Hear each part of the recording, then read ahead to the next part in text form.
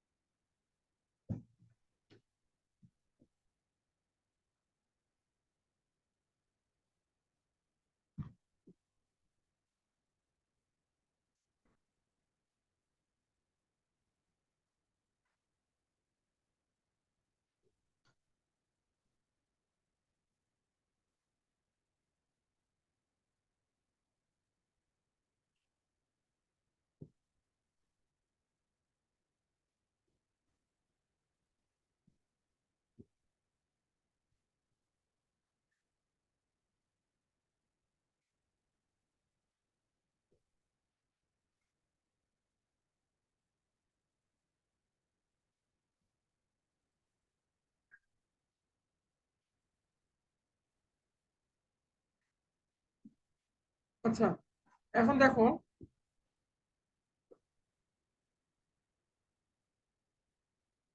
যখন আমাদের থিটার ভ্যালুটা হচ্ছে 90 ডিগ্রি, তখন আমরা সর্বোচ্চ ভ্যালুটা পাই, আর এফ ভ্যালুটা পাই। এখানে এন ফ্যাক্টর, এন এর একটা ফ্যাক্টর আমি এখানে লিখছি, এটা কেন লিখছি এটা আমি পরে বলতেছি।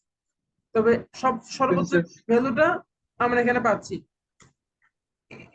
এইটুকু তো আমরা ক্লিয়ার হয়েছি। Yes, sir. এতটুকু আমরা ক্লিয়ার হয়েছি। হ্যাঁ, ওকে, আচ্ছা। দেন আসি,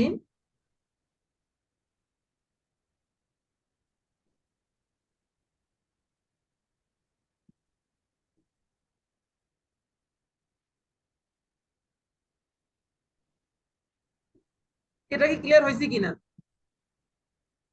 Yes, এটাও ক্লিয়ার। হ্যাঁ, ওকে, এটাও ক্লিয়ার। ওকে, আচ্ছা। তাহলে এখন আসো, আমরা তাহলে একটা জিনিস বিষয় দেখি। এখন এখানে এই আর এবং এফ, এই দুইটার ভ্যালু তো কোনো চেঞ্জ হবে না। আর এবং এফ এর ভ্যালু সেমই থাকবে। সো এই এই হচ্ছে আহ, এই ভ্যালুটা চেঞ্জ হচ্ছে কার কারণে? থিটার কারণে। Yes, sir. এখন আমাকে তাহলে এখন দেখতে হবে যে থিটার ভ্যালু 90 হইলে আমাকে সর্বোচ্চ ভ্যালুটা আমি পাচ্ছি, আর থিটার ভ্যালু 0 হইলে আমি সর্বনিম্ন ভ্যালুটা পাচ্ছি। এখন এখানে থিটার কোন কোন কিসের জন্য আমি এখানে কস থিটার জন্য নাকি সাইন থিটার জন্য, এখন এটা আমি বের করবো। তাহলে কস থিটার হাইয়েস্ট ভ্যালু আমরা কিসে পাই? কস থিটার হাইয়েস্ট ভ্যালু তো 0 ডিগ্রিতে। 0 ডিগ্রিতে। হাইয়েস্ট হচ্ছে কস থিটার হাইয়েস্ট হচ্ছে জিরোতে, 0 ডিগ্রিতে। আচ্ছা, আর এখানে সাইন থিটার যে হাইয়েস্ট ভ্যালু সো 90 ডিগ্রিতে। 90 ডিগ্রিতে। আচ্ছা, তো আমরা এখানে হাইয়েস্ট ভ্যালু কোথায়, কোন কোন কোন ডিগ্রিতে পাইছি? স্যার আমরা 90 ডিগ্রিতে পেয়েছি, তাহলে সাইন থিটা 90 ডিগ্রিতে বসাবো। পাইছি, রাইট। তো 90 ডিগ্রি যদি পেয়ে থাকি, তাহলে আমি এখান থেকে যখন আমি ইকুয়েশনটা করবো, দেন আমি এখানে একটা থিটা বসাবো। আমি এখানে একটা ইয়া বসাবো, ট্রাইগোনোমেট্রিক ফাংশন বসাবো। দেন আমি কোন ফাংশনটা বসাবো? কস ফাংশন বসাবো না সাইনের ফাংশন বসাবো? স্যার সাইনেরটা। এক্স্যাক্টলি তাই। তাহলে হচ্ছে সাইন থিটা। তাহলে আমি ফাংশনটাকে একটু ক্লিয়ার করে লিখি।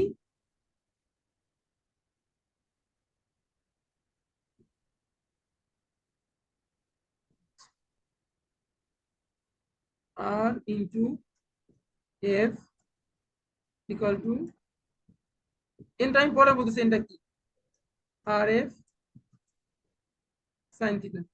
এটুকু তো ফাংশন ক্লিয়ার হয়েছে। Yes sir. হ্যাঁ, এটুকু ক্লিয়ার হয়েছে। আচ্ছা, এখন আসো,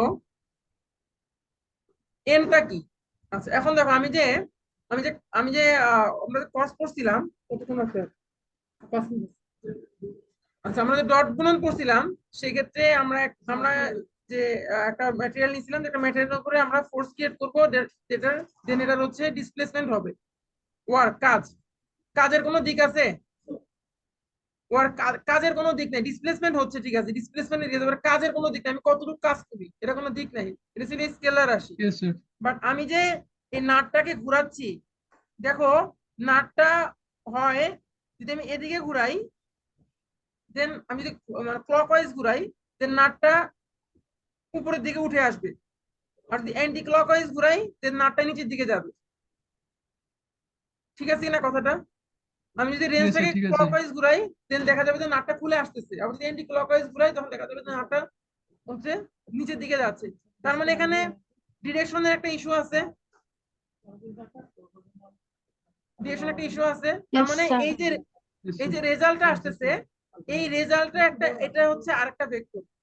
এই যে রেজাল্ট আসতেছে, এই রেজাল্ট হচ্ছে একটা ভেক্টর। দেন আমি যখন আমি যখন হ্যাঁ হ্যাঁ লেকচার টুতে আমি যখন এই দুইটার এফ এবং এস এর ক্ষেত্রে ভেক্টর স্কেলার গুণন ব্যবহার করছি, তখন এর রেজাল্টটা ছিল হচ্ছে ডাব্লু, এবং ডাব্লুর উপরে আমি কোনো ভেক্টর চিহ্ন দিইনি, কারণ ডাব্লুর কোনো একক নাই, ইউনিট নাই। বাট আমি এখন এস এর বদলে আমি আর ইউজ করতেছি। এস আর আর একই জিনিস, দুইটাই লেন্থ, একটা হচ্ছে অবস্থান ভেক্টর, একটা সিম্পলি ডিসপ্লেসমেন্ট। বাট এক্ষেত্রে আমাকে একটা তোমার হচ্ছে ভেক্টর সাইন ইউজ করতে হবে, কারণ হচ্ছে আমি এখানে একটা ডিরেকশন পাচ্ছি। এখন আমি এখানে ডিরেকশন পাচ্ছি। আচ্ছা এখন এই যে ডিরেকশনটা পাইলাম, এখন আমি দেখছিলাম এক্স অ্যাক্সিস বরাবর একটা ইউনিট ভেক্টর কাজ করে, তো ওয়াই আই অ্যাক্সিস আর বরাবর ওয়াই একটা এক্সিস এর জন্য ইউনিট হচ্ছে ভেক্টর জে। কাজ করে, জেড অ্যাক্সিস বরাবর একটা ইউনিট ভেক্টর কাজ করে। এখন আমি যে রেজাল্ট ভেক্টরটা পাচ্ছি, এই রেজাল্ট ভেক্টরটা বরাবর একটা ইউনিট ভেক্টর কাজ করবে, সেই ইউনিট ভেক্টরটাই হচ্ছে এন। কথাটা কি বুঝাইতে পারলাম? আবার একটু বলতেছি দেখো।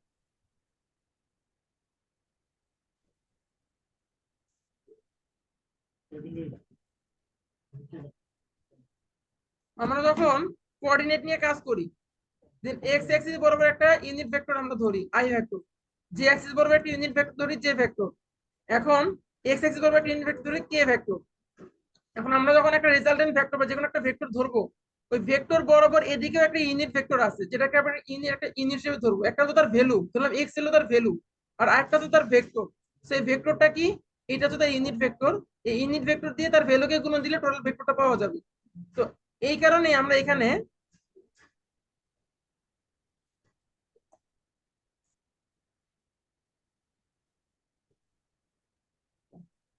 আচ্ছা, তো এই কারণে আমরা যখন দুইটাকে আমরা যখন vector vector cross vector product করতেছি, ভেক্টর প্রোডাক্ট বের করতেছি, সেক্ষেত্রে আমরা আর এফ সাইন থিটা এর সাথে আমরা এর একটা ইউনিট ভেক্টরকে কনসিডার করে নেব, যেটা বুঝাচ্ছে যে এটা একটা ভেক্টর রাশি এবং এটা একটা দিক আছে, ওই দিকের ওই ডিরেকশনের ইউনিট ভেক্টরটা হচ্ছে এন। যতটুকু বললাম এতটুকু কথার মধ্যে কি বুঝা গেছে কিছু, না কিছু বোঝা যায় নাই? যতটুকু বোঝা যায় নাই ততটুকু বলো, কি বুঝো নাই? হ্যাঁ, যতটুকু বুঝা যায়নি অতটুকুটা বলতে পারো, কি বুঝতে পারো নাই? স্যার আমরা এটা বুঝতে পারছি যে হচ্ছে স্যার আমরা ডাব্লিউ এর বদলে হচ্ছে স্যার জে ব্যবহার করছি ভেক্টর এর জন্য, কিন্তু এনটা কেন আসছে এটা এখনো বুঝতে পারিনি স্যার। এনটা কেন আসছে এখনো ক্লিয়ার হও নাই? আচ্ছা ঠিক আছে, ওকে, এনটা কেন আসছে এটা এখনো ক্লিয়ার হও নাই। আর আর আর কারো কোনো বুঝার কোনো সমস্যা আছে? Sir. আচ্ছা ঠিক আছে, ওকে, ইউনিট ভেক্টরটা আমরা নেক্সট ক্লাসে দেখবো। ইউনিট ভেক্টরটা আমরা নেক্সট ক্লাসে দেখবো, নেক্সট ক্লাসে আরো ক্লিয়ার হবে ইনশাআল্লাহ। আশা করি নেক্সট ক্লাসটা ক্লাসরুমেই নেওয়া যাবে, তখন আরো ভালো করে ক্লিয়ার করা যাবে ইনশাআল্লাহ। আজকে আপাতত এই পর্যন্তই থাক, হ্যাঁ? ঠিক আছে, লিখে দিলাম। ওকে, আল্লাহ হাফেজ। আসসালামু আলাইকুম স্যার। ওয়ালাইকুম আসসালাম। Sir.